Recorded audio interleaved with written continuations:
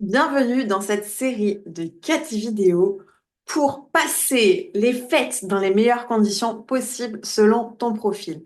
Je te le dis cash, tu vas pouvoir te retrouver dans plusieurs profils et l'idée, c'est que tu aies des astuces concrètes pour que ces fêtes se passent le mieux possible pour toi aussi pour les autres, parce que des fois, quand ça nous casse les pieds, bah, on n'est pas des plus agréables avec les autres. Et des fois, ils nous arrivent jusque-là et on a juste envie de les envoyer chier.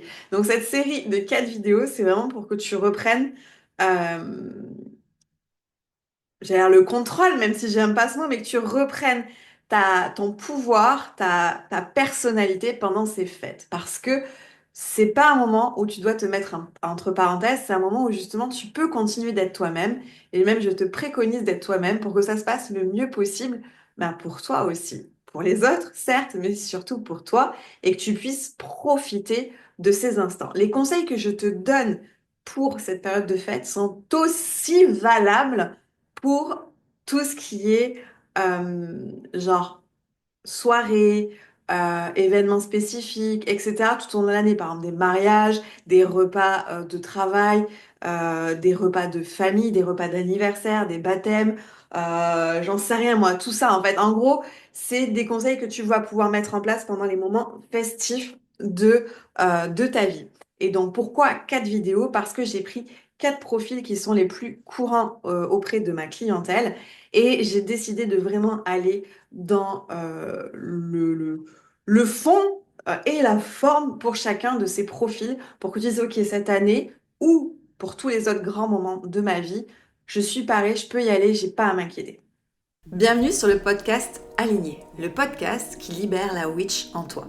Je m'appelle Aline et je suis moi-même une witch, distributrice de paillettes et mentor. Et j'accompagne les femmes à se libérer des conditionnements pour incarner la femme puissante et extraordinaire qu'elles sont réellement. Une fois par semaine sur ce podcast, je vais te partager des informations, des astuces sur la spiritualité, le mindset, le pouvoir personnel, le féminin sacré et tout ce qui pourra t'aider à incarner cette femme puissante que tu es. Mon objectif, que tu te libères de toutes les injonctions et de tous les conditionnements pour que tu vives enfin la vie que tu mérites. Allez, let's go witch! C'est parti pour un nouvel épisode d'Aligné. C'est parti pour le premier profil. Je voulais vraiment commencer par toutes les personnes qui sont hypersensibles ou qui sont émotionnelles. Donc, ce qui veut dire des personnes qui vont avoir une sensibilité accrue. Donc, tu peux te considérer comme hypersensible ou pas. Moi, peu m'importe, tu sais, je ne fais pas rentrer les gens dans les cadres. Par contre, ce que je veux, c'est que tu aies des clés. Si tu te sens dans l'émotivité, si tu te sens dans la sensibilité, si tu te sens dans l'hypersensibilité, moi, je veux que tu aies des clés concrètes pour vivre ces moments-là de la manière la plus apaisée, la plus sereine, la plus juste possible pour toi.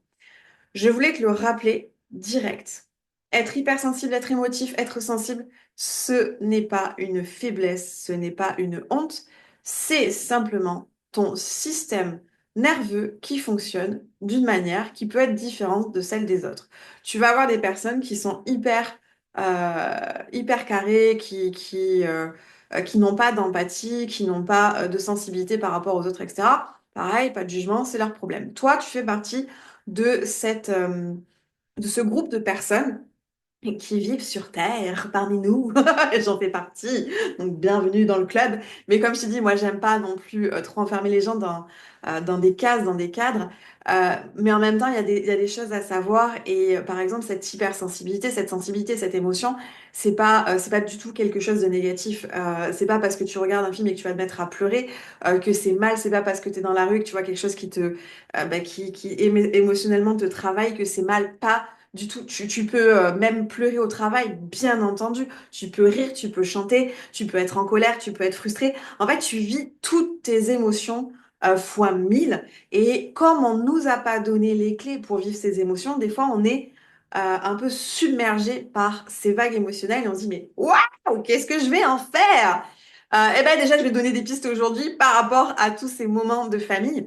Sache que les émotions sont une force. Les émotions prouvent déjà que tu es un être humain en bonne santé, oui.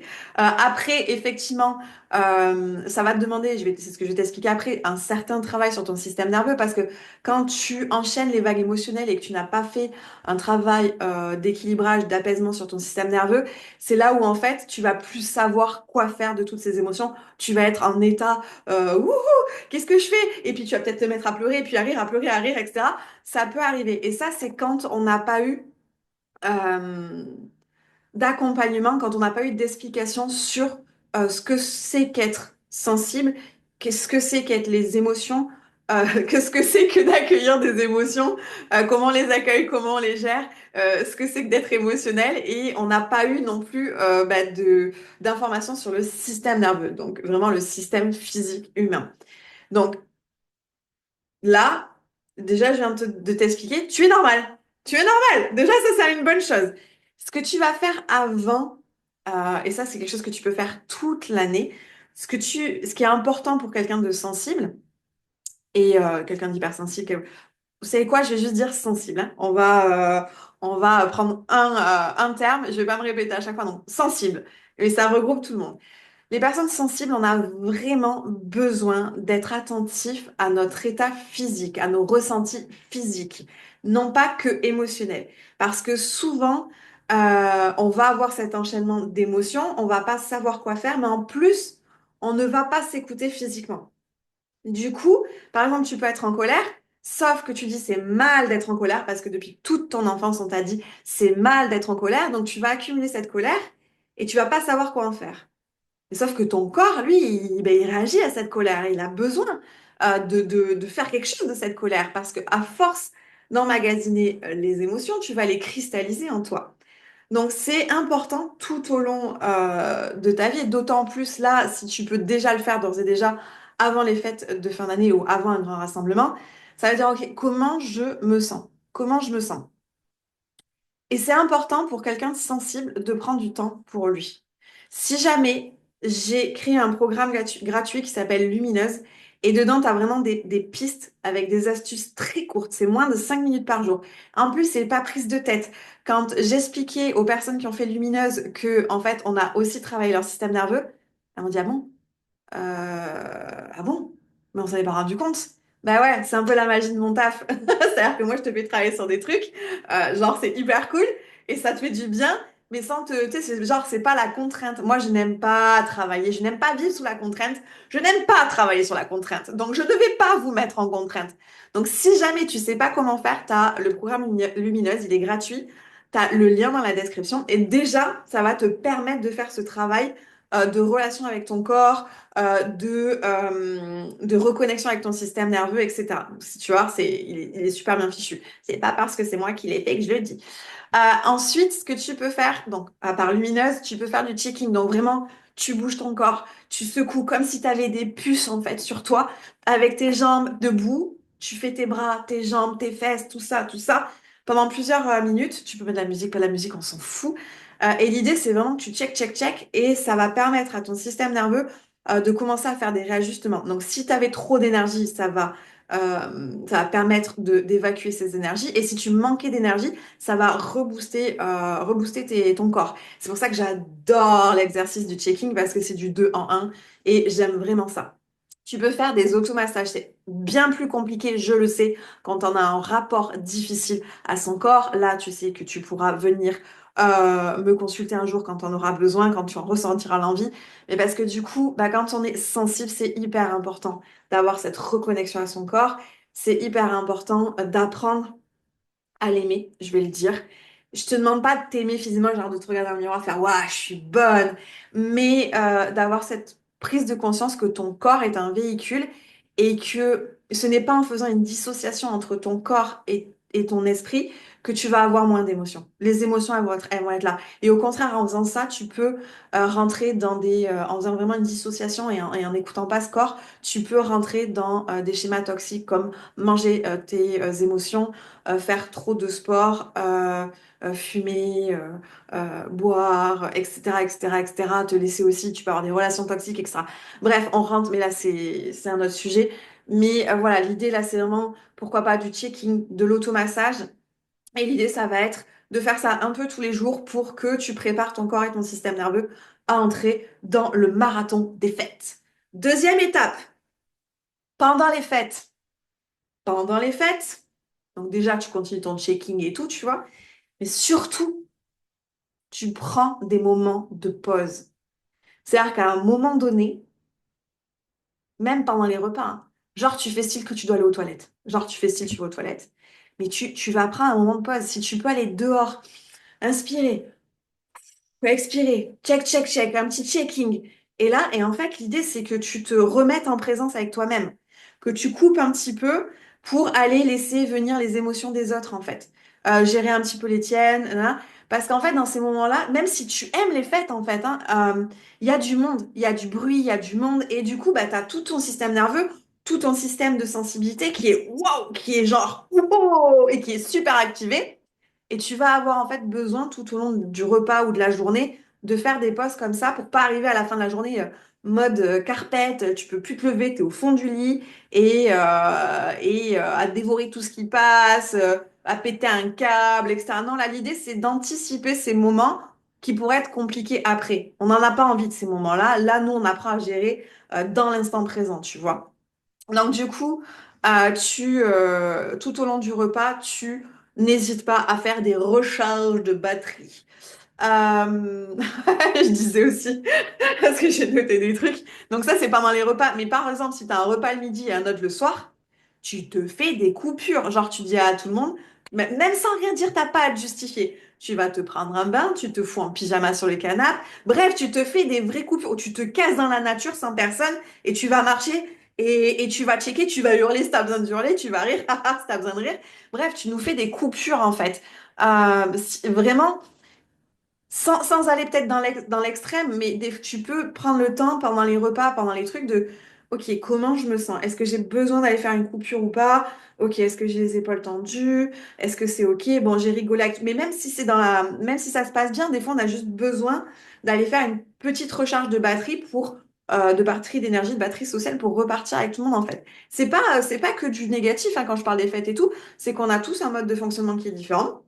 Et donc, on a des fois besoin, et moi c'est mon cas, par exemple, j'adore ma famille, j'adore les fêtes, mais j'ai besoin de moments où je vais me ressourcer toute seule parce que je me connais, parce que c'est comme ça, parce que je fais partie de la team sensible, parce que je connais mon mode de fonctionnement aujourd'hui, je sais qui je suis, je sais comment fonctionne mon corps, je sais comment fonctionne mon énergie, et il n'y a rien de mal à ce que j'aille faire une pause. Et si ça devait chagriner des personnes de mon entourage, je suis désolée pour eux, mais moi, j'ai besoin de recharger mes batteries. J'ai passé des années à faire passer les autres avant moi. Aujourd'hui, je sais que pour être dans un bon état d'esprit, dans une bonne ouverture à l'autre, j'ai besoin de recharger mes batteries.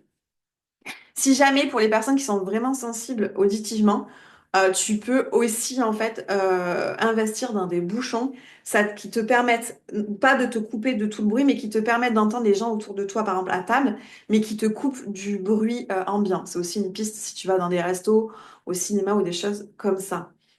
Voilà, de pas hésiter du coup pendant tous ces temps de repas, pendant tous ces temps de fête, à faire des temps de vide. J'en parle dans Lumineuse si besoin, mais vraiment des temps de vide pour recharger tes batteries. Après les fêtes, parce que bien entendu, il y a une troisième partie. Après les fêtes, après les fêtes, on continue. Tout ce que je t'ai appris à faire là, recharger les batteries, le checking et tout. Après les fêtes, on fait une recharge de batterie sociale. C'est-à-dire que tu prends du temps off. Et si tu as eu vraiment beaucoup de bruit, qu'il y a eu vraiment beaucoup de mouvements, etc., ça peut aussi passer par un temps off d'écran. D'où les fameuses détox, j'aime bien parce que j'utilise des guillemets, d'où les fameuses détox, c'est quoi d'écran, enfin je sais plus qu'on appelle ça. Bref, je le sais, je le vois quand j'ai énormément enchaîné par exemple de rendez-vous avec mes clients, quand j'ai enchaîné pas mal mais ne serait-ce qu'aller à la sortie de l'école ou des choses comme ça, je sais que moi j'ai besoin de recharger mes batteries et ça passe aussi par un vide d'écran en fait. Par un vide d'écran, peut-être ça peut être que quelques heures, mais c'est nécessaire pour recharger. Et en plus, ce qui est génial, parce que souvent quand je dis ça aux gens, les gens, attention, je ne force à rien, mais t'as ce truc, mais qu'est-ce que je vais faire? Mais c'est ça qui est génial, tu vas apprendre à faire plein de nouvelles choses ou des anciennes que tu faisais quand tu étais enfant. Moi, je trouve ça génial. Bref. Donc vraiment, l'après-fête, ça va être important que tu prennes du temps pour recharger. Et ça ne prend pas de diplôme. Une fois que tu as pris conscience du check-in, du machin que tu as déjà fait avant, que tu as fait pendant, tu n'as plus besoin de diplôme après, en fait. Une fois que tout ça, c'est des habitudes que tu prends, ça coule de source. Mais vraiment, après les fêtes, si tu as besoin d'un jour complet où tu coupes avec tout le monde, tu coupes avec tout le monde. Et il n'y a pas de justification à donner. Là, tu es sur la priorité de je recharge mes batteries. Donc, il faut vraiment, après avoir fait les enchaînements de repas de ça, prendre du temps pour vérifier où tu en es et te dire, OK, de quoi j'ai besoin. Et si tu sais pas de quoi tu as besoin, tu contactes Aline et puis tu vas voir qu'ensemble, on va pouvoir apprendre à déterminer ce dont tu as besoin ou pas. Apparemment, ce sera ma conclusion parce que je t'ai donné tous les conseils pour vraiment passer les meilleures fêtes possibles. Toi, la priorité, ça va être d'être attentif à ton état émotionnel et physique, donc d'apprendre à écouter ton corps et d'apprendre à faire des temps de recharge. Voilà. J'espère que ça t'a plu. N'hésite pas à poser tes questions en commentaire. N'hésite pas à liker la vidéo, à t'abonner si ce n'est pas déjà fait. Et si sur cette nouvelle année, tu veux que je t'accompagne à découvrir qui tu es, à découvrir ton mode de fonctionnement et à vraiment apprendre à être aligné avec toi, eh bien écoute, n'hésite pas à te renseigner. Il y a un programme qui s'appelle Aligné. Je fais aussi des coachings individuels, des coachings de groupe. Et voilà, et moi je me ferai un plaisir de t'accompagner sur ton aliment parce que c'est ce que j'adore faire et parce que la vie, elle est merveilleuse quand on est aligné. Je te dis à très vite.